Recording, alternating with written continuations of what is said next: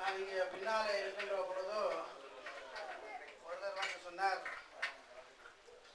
முருகப்பெருமான் ரெண்டு ரெண்டா வச்சிருக்கிறார் இல்லாமல். நான் கேட்டது என்ன ரெண்டா வச்சிருக்காரு சொல்லிங்க, அவருக்கு சந்தோஷத்தோடு தான் சொன்னவர். நேற்று எதுலாம் சொல்லியிருந்தேன், மைல் 2 மைல் அது பேர்ந்து விளக்கம் நேற்று சொல்லியிருந்தேன். மனைவிமார் 2 சொன்னார். சொல்லிக்க அவருக்கு ஒரு சந்தோஷமாக தான் சொன்னேன். சொன்னதும் பேச்சினார் ஒன்றோடையே நாங்கள் ரெண்டா வச்சுக்கொண்டு சொல்றோம். உண்மையிலேயே அது ரெண்டு அல்ல, 2 சக்தி. அதாவது வந்து உங்களுக்கு தெரிய வேணும், இந்த வள்ளியம்மை நேற்று நான் சொல்லியிருந்தேன். இந்த வள்ளியம்மை வந்து மிகவும் தாழ்ந்த இடத்திலே பிறந்தவள், மிக உயர்ந்த இடத்திலே இருந்தவள் தெய்வயானை, தெய்வேந்திரனுடைய மகள். இந்த முருகப்பெருமானை காதல் செய்த காரணத்தினாலே இந்த வள்ளியம்மையை முருகப்பெருமான் வந்து அந்த தாழ்ந்த இடத்தில் இருந்த அம்மையாரை அழைத்து சரி சமமாக்கி, அந்த தெய்வ யானைக்கு சரி சமமாக்கியவர் அந்த முருகப்பெருமான்.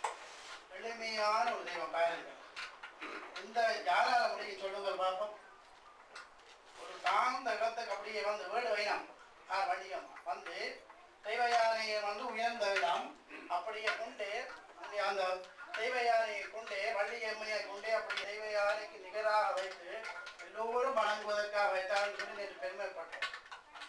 அப்படிப்பட்ட அந்த 2 சக்திகள், அதாவது வந்து இகவர சௌபாக்கியத்தை தருபவர்கள் இந்த 2 சக்திகள். இந்த இகவர சௌபாக்கியம் என்னென்றால், இந்த இகவரம் என்று சொன்னால் இந்த பூலோகத்திலே நாங்கள் வாழுகின்ற பொழுது எங்களுக்கு எல்லா விதமான சௌபாக்கியங்களை தரக்கூடிய இந்த வள்ளியம்மை.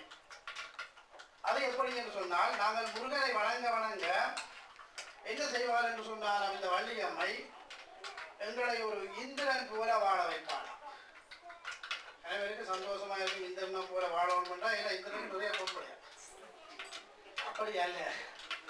அது என்னன்னு சொன்னால், இந்திரனாக வாழ எல்லா சௌபாக்கியங்களும் பெற்று நீள் சௌபாக்கிய வாழ்ந்தவன் இந்திரன். அவனுக்கு ஒரு குறையுமே இல்லை, எல்லா விதமான சௌபாக்கியங்களும் இருக்கு. அதாவது வந்து இந்திரன் சொன்னால் ஒரு தலைமை ஒன்றுக்கு தலைமை தாங்குகிற பதவியை கொடுக்கிறார்.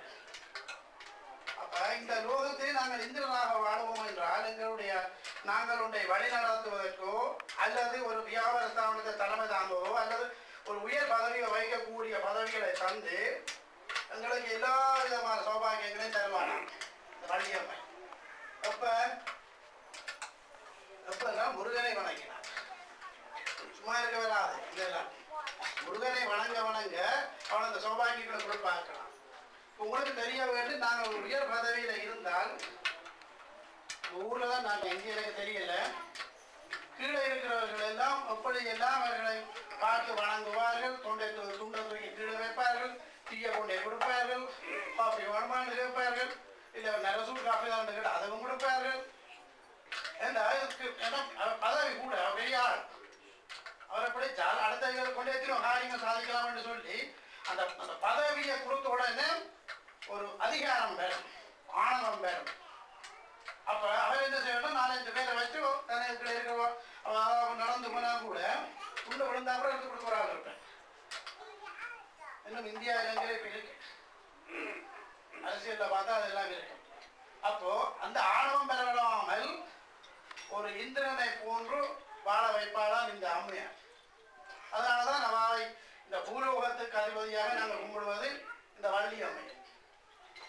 நாங்கள் நீண்ட காலம் வாழ்ந்த பிற்பாடு எல்லா சௌபாகியங்களோடும் பெற்று முருகனை கும்பிட்டதன் பின்னாக அங்கே சொர்க்கத்துக்கு செல்வோம்.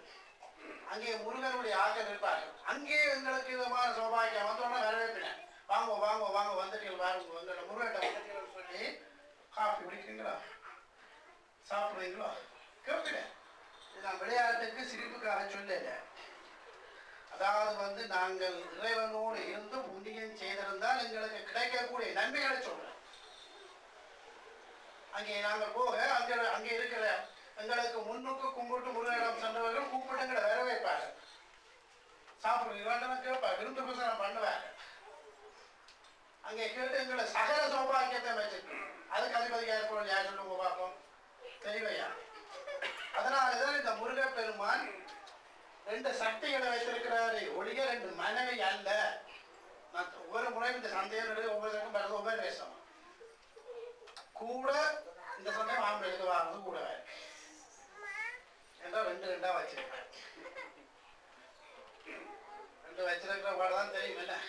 ஒருத்தர் வீட்டை போய் சாப்பிட்டா மற்ற வீட்டை விட்டு போவோம், இந்த வீட்டை போய் சாப்பிட்டா வாட்டு போவோம். கடைசியாக ரோட்டில் சாப்பிடாமல கடையில் சாப்பிட்ற விஷயம் உங்களுக்கு தான் தெரியும். அப்படிதானே? அதெல்லாம் கஷ்டம், அதுக்கெல்லாம் போட அங்கே கூப்பிடா.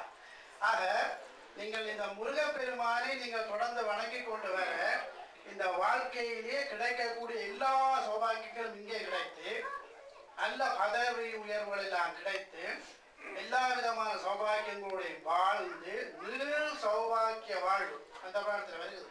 நீள் சௌபாகிய வாழ்ந்து பிற்பாடு அங்கே முருகனிடத்திலே செல்லுகின்ற போது தெய்வ யானை வந்து உங்களை வரவேற்று அவர்களுடைய சீடர்கள் வந்து உங்களை எல்லாம் சகல சௌபாகியமா அங்கே இறைவனோடு வாழ வைக்கக்கூடிய சௌபாகியத்தை கொடுக்கக்கூடியவர் தான் இந்த முருகப்பெருமான். யோசித்து பாருங்கள், ஒரு நிமிஷம் விண்ணரகத்தில் இருந்து அப்படியே முருகப்பெருமான் வந்து வள்ளியை திருமணம் செய்து கொண்டு போனார். ஒரு உண்டை ஒன்றுதான் கொடுத்தவா, தினம்மா தேனும் கலந்து கொடுத்தா, சாப்பிட்டு மயங்கிட்டார் சாப்பாடு. அப்படிப்பட்ட முருகன் நீங்கள் பக்தியாக கும்பிட்டால் என்ன செய்வார்? உங்களே ஒரு நல்ல நிலையில கொண்டு வைத்திருப்பதான் உண்மை.